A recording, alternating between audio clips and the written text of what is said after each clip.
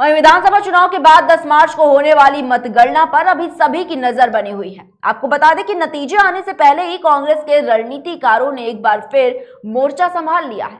प्रदेश कांग्रेस के दिग्गज नेताओं के अलावा चुनाव प्रबंधन में अहम भूमिका निभाने वाले प्रदेश प्रभारी देवेंद्र यादव जहां दून पहुंच चुके हैं, तो वहीं पार्टी के पक्ष में माहौल बनाने वाले राष्ट्रीय प्रवक्ता गौरव वल्लभ भी आज पहुंच सकते हैं।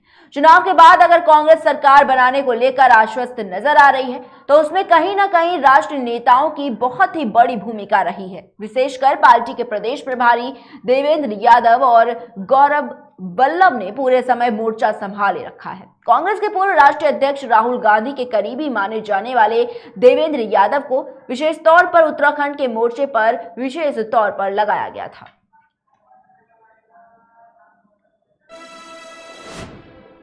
वहीं यूपी, उत्तराखंड समेत 5 राज्यों के विधानसभा चुनाव के नतीजे 10 मार्च को आने हैं। नतीजों से पहले ही कांग्रेस ने अपनी कमर कस ली है। बता दें आपको कि कांग्रेस को उत्तराखंड में डर है कि उसके विधायकों को खरीद फरोख्त हो सकती है और ऐसे में कांग्रेस नतीजों के बाद जीते हुए विधायकों को छत्तीसगढ़ बेच सकती है। कुछ मीडिया चैनलों की एग्जिट पोल के मुताबिक उत्तराखंड में बीजेपी की सरकार बनने की आस लगाई जा रही है, लेकिन वहीं कांग्रेस नेताओं का यह मानना है कि परिवर्तन होना है। कांग्रेस नेता हंग असेंबली की संभावनाओं से भी इनकार नहीं कर सकते हैं और ऐसे में कांग्रेस ने तोड़फोड़ से बचने और विधायकों को एकजुट रखने के लिए ऑब्जर्वर्स भी तैनात कर दिए हैं। उत्तराखंड में कांग्रेस अपने बागियों और कुछ बड़े निर्दलीय चेहरों के साथ भी लगातार संपर्क में है। यह कहा जा रहा है कि चुनाव नतीजों के तो बताना चाहेंगे आपको कि कांग्रेस अपने जीतने वाले उम्मीदवारों और निर्दलीय विधायकों को छत्तीसगढ़ शिफ्ट कर सकती है।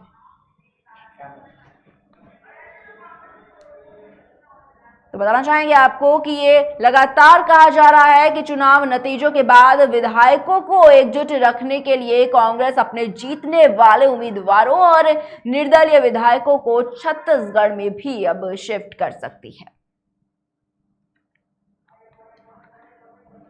तो बताना चाहेंगे कि यूपी में कल यानी कि 10 मार्च को विधानसभा चुनाव के नतीजे आने वाले हैं और ऐसे में लगातार सभी पार्टियों की जो निगाहें हैं वो इस वक्त 10 तारीख पर टिकी हुई हैं और इसके साथ ही बताना चाहेंगे कि कांग्रेस नेता हंग असेंबली की संभावनाओं से भी अब इनकार नहीं कर सकते हैं, क्योंकि ऐसे में कांग्रेस ने तोड़फोड़ से बचने और विधायकों को एकजुट रखने के लिए ऑब्जर्वर्स भी तैनात कर दिए हैं। वहीं उत्तराखंड में कांग्रेस अपने बागियों और कुछ बड़े निर्दलीय चेहरों के साथ भी लगातार संपर्क में है और ये कहा जा रहा है कि चुनाव नतीजों के बाद विधायकों को एकजुट रखने के लिए कांग्रेस अपने जीतने वाले उम्मीदवारों और निर्दलीय विधायकों को छत्तीसगढ़ में शिफ्ट कर सकती है।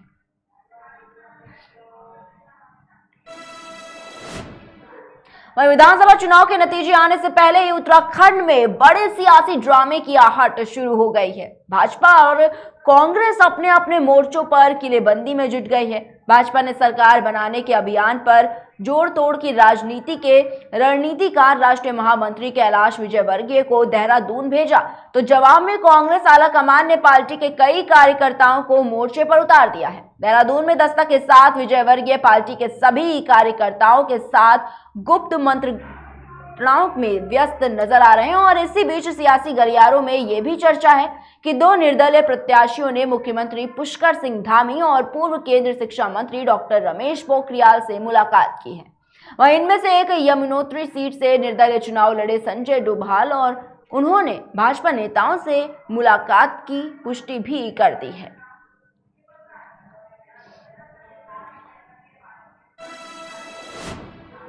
वहीं मतगणना से ठीक पहले त्रिकोणीय गठबंधन के अहम सहयोगी पूर्व मुख्यमंत्री कैप्टन अमरिंदर सिंह सरकार बनाने के लिए कड़ी मशक्कत करते हुए दिखाई दे रहे हैं। दिल्ली में केंद्रीय गृह मंत्री अमित शाह से अहम मुलाकात करने के बाद मंगलवार को भाजपा के चुनाव प्रभारी गजेंद्र सिंह शेखावत उनसे मिलने सिसवा फार्म हाउस पहुंचे, जहां पर उन्होंने 2 घंटे तक शेखावत के साथ चर्चा की।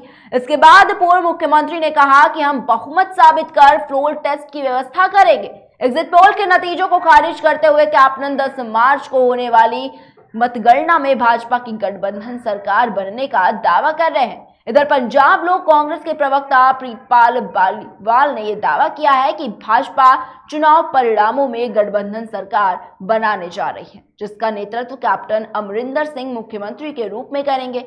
वहीं उन्होंने कहा कि कैप्टन ने अमित शाह से भी मुलाकात की थी, जबकि इस संबंध में भाजपा के पंजाब प्रभारी और केंद्रीय मंत्री गजेंद्र शेखावत भी कैप्टन से मुलाकात करने पहुंचे थे।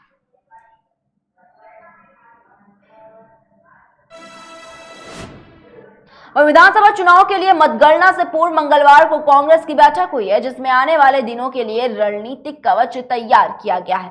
ऑल इंडिया कांग्रेस कमेटी की ओर से विशेष पर्यवेक्षक बनाकर भेजे गए सांसद और कांग्रेस चुनाव समिति सदस्य दीपेंद्र हुड्डा, महाराष्ट्र के पूर्व मंत्री अंबी पाटिल की अगुवाई में जहां मतगणना के दौरान ध्यान देने योग्य सावधानियों पर चर्चा की गई है, तो वहीं भाजपा के प्लान बी को फेल करने के लिए रणनीति भी तैयार की गई है। मतगणना से पहले भाजपा नेताओं की सक्रियता और विशेषकर राष्ट्रीय महासचिव कैलाश विजयवर्गीय की उत्तराखंड में उपस्थिति ने कांग्रेस नेताओं की बेचैनी को बढ़ाकर रख दिया है। पार्टी की ओर से यह अंदेशा जताया जा रहा है कि 10 मार्च को अगर कांग्रेस को पूर्ण बहुमत नहीं मिलता है और पार्टी 36 के जादुई आंकड़े को पार नहीं कर पाती है, तो फिर भाजपा खरीद फरोख्त की राजनीति को अंजाम देने से पीछे नहीं हटेगी।